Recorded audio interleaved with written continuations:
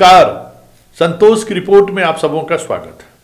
और आज हम संतोष की रिपोर्ट में चर्चा करने जा रहे हैं कि आखिरकार कुंदन कृष्णन की बिहार वापसी पर अमित शाह ने मोहर लगा ही दी। थोड़ा विलंब हुआ, लेकिन मुख्यमंत्री की इच्छा हो और वो भी नीतीश कुमार की इच्छा हो और आज की तारीख में नीतीश की इच्छा को केंद्र की सरकार नज़रअंदाज कर दे, संभव है क्या? वैसे चलिए, उनकी वापसी के पत्र पर आज मोहर लग गया है और अब 1 सप्ताह 10 दिनों के अंदर वो बिहार उनकी वापसी होगी। और तय मानिए कि जो पद उनके लिए आज भी खाली करके रखा गया है, जी हाँ, हम बात एडीजी मुख्यालय की कर रहे हैं कि एडीजी मुख्यालय जो अभी गंगवार साहब डीजी होते हुए भी वहाँ वो बने हुए हैं, तो हमें लगता है कि एडीजी हेडक्वार्टर के रूप में कुंदन कृष्णन की पोस्टिंग होगी आते ही, और फिर गंगवार साहब को जहाँ कहीं भी डीजी के रूप में उनकी पोस्टिंग हो, वैसे हमें लगता है कि डीजी विजिलेंस उनको भेजा जाएगा। मतलब साफ है, नीतीश बाबू का जो सुशासन का जो सफ़र शुरू हुआ था ना, अब वो सफ़र उनके राजनीतिक मुकाम के अंतिम चरण में कुर्मी शासन पर आकर ठहर सा गया। सुशासन से कुर्मी शासन तक। जी हाँ, जिन मित्रों से ने ये हमें लेटर मुहैया कराया, फिर लेटर पर जो मित्रों के बीच चर्चा हुई तो यही बात हुई कि संतोष जी आपकी क्या प्रतिक्रिया है? कहा कि मैंने तो पहले ही कह दिया था कि भाई कुंदन कृष्णन की वापसी तय है, तो फिर भी आज आप स्टोरी बनाएंगे तो आप तो सिर्फ कुंदन कृष्णन की वापसी तो वाली खबर तो बनाएंगे नहीं।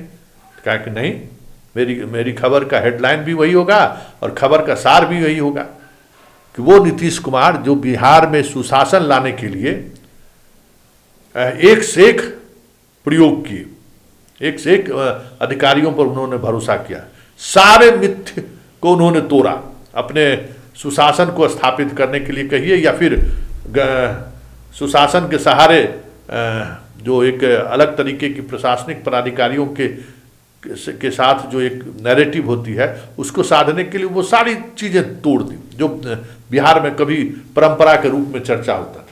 वो अपने शासन काल में चीफ सेक्रेटरी भी भूमिहार रखे, डीजीपी भी भूमिहार रखे, किसी ने उंगली नहीं उठाया क्योंकि बात सुशासन की थी। और उतना ही नहीं, एक से एक अधिकारी डीएन गौतम जैसे लोगों पर भी उन्होंने भरोसा जताया, त्रिपुरारी शरण जैसे लोगों पर भी उन्होंने भरोसा जताया। जो कोई हमें नहीं लगता है कि कोई सरकार ऐसे अधिकारियों पर भरोसा जता ले चीफ सेक्रेटरी और डीजीपी के रूप में। और अभयानंद जी के डीजीपी के रूप में तो वो कार्यकाल हमें लगता है कि कोई मुख्यमंत्री उतनी छूट किसी डीजीपी को न पहले दिया होगा न भविष्य में देने का साहस जुटाएगा। एसपी साहब, कल सुबह आप जिला में रहेंगे तब ना आप हमको रिपोर्ट कीजिएगा। और सुबह सुबह एसपी साहब का ट्रांसफर हो गया। ये किसी डीजीपी का, हमें लगता है कि कहीं का भी डीजीपी क्यों ना हो, इस बूते के साथ बात नहीं रख सकते थे। वो तो दौर था और आज एक दौर है जब सत्ता में से लेकर पार्टी तक कुर्मी और कुर्मी ही है। कभी इस तरीके से पार्टी की कमान भी कुर्मी के, हाँ आरसीपी थे, एक दौर में आरसीपी की चर्चा जमकर हुई पार्टी के रूप में, लेकिन प्रशासनिक महकमों में कभी उन्होंने मुख्यमंत्री आवास पर किसी कुर्मी ब्यूरोक्रेट को उस तरीके से छूट नहीं दी जिस तरीके की छूट इन दिनों चल रही है। मतलब रवि कुमार सीएम हाउस संभाल रहे हैं, द ग्रेट कुर्मी, और वहां से बाहर आइए पार्टी दफ्तर में आइए तो मनीष वर्मा ग्रेट कुर्मी। और फिर अब एक पुलिस महकमा बचा हुआ था जहां गंगवार साहब से वो बातें नहीं सध पा रही थी, जो गंगवार साहब और पारसनाथ से जो उम्मीद की जा रही थी वो बिहार के कुर्मी को महसूस ही नहीं हो रहा था। बहुत सारी चीज़ें, निर्णय ऐसे हो रही थी, भले कुर्मी उस निर्णय से प्रभावित हो चाहे नहीं हो, लेकिन नीतीश का इमेज प्रभावित हो रहा था। तो पूरा कुर्मी समाज का दबाव था कि कुंदन कृष्णन को ले आइए, कुंदन कृष्णन को ले आइए, कुंदन कृष्णन को ले आइए। तो इस बार अगर कुंदन कृष्णन आए तो अपनी शर्तों पर आए होंगे, क्योंकि बड़े जलील होकर पिछली बार ललन सिंह से जो प्रकरण हुआ था तो उनको लौटना पड़ा था, और इस बार बुलाया गया है। तो कुंदन कृष्णन आए, एक तो इसी नीम और ऊपर से करेला, एक तो नीम अपने हइये हैं और ऊपर से नीतीश बाबू न्योता दे के बुलाए हैं। तब समझ जाइए नीम के ऊपर करेला तो क्या होगा आने वाले समय में। अब पुलिस अधिकारियों की सोच लीजिए, पुलिस मुख्यालय से लेके जिला मुख्यालय तक जितने पुलिस कप्तान हैं, डीएसपी हैं, थानेदार हैं, सचेत हो जाइए। शुरुआत तो सरे से कहेंगे, क्या सर कैसे हैं, और उसके बाद फिर अगला शब्द जो होगा सो समझिए तो जो पटना एसएसपी के रूप में उनको झेला है वो समझ सकते हैं, वो आपको बता देंगे कि अगला शब्द उनका क्या होगा। मतलब साफ है कि अब नीतीश कुमार की अंतिम पारी में अब उनको भी कहीं न कहीं अपने बिरादरी पर ही भरोसा करना पड़ा है, वजह जो भी रहा हो, वजह उनके मानसिक स्थिति रही हो, बीमारी का हालात हो, या फिर कहीं न कहीं अब वो उस तरीके के दबाव झेलने की स्थिति में नहीं है। कई तरह की चीज़ें सामने आनी ही है, चर्चा होनी ही होनी है।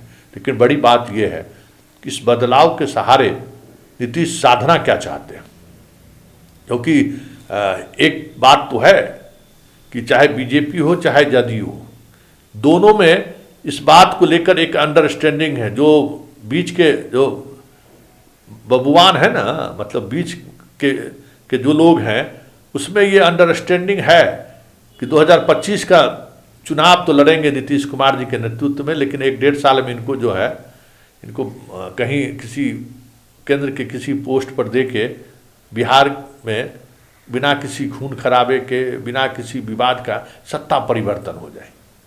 इस बात को नीतीश भी महसूस करते हैं। ऐसा नहीं है कि इस मनोस्थिति में भी नीतीश के पास ये चीज़ें हैं, उस बात को बेहतर समझते हैं कि हम बीजेपी से किस तरीके से घिरे हुए हैं और किस स्तर पर उनको घेरा गया है।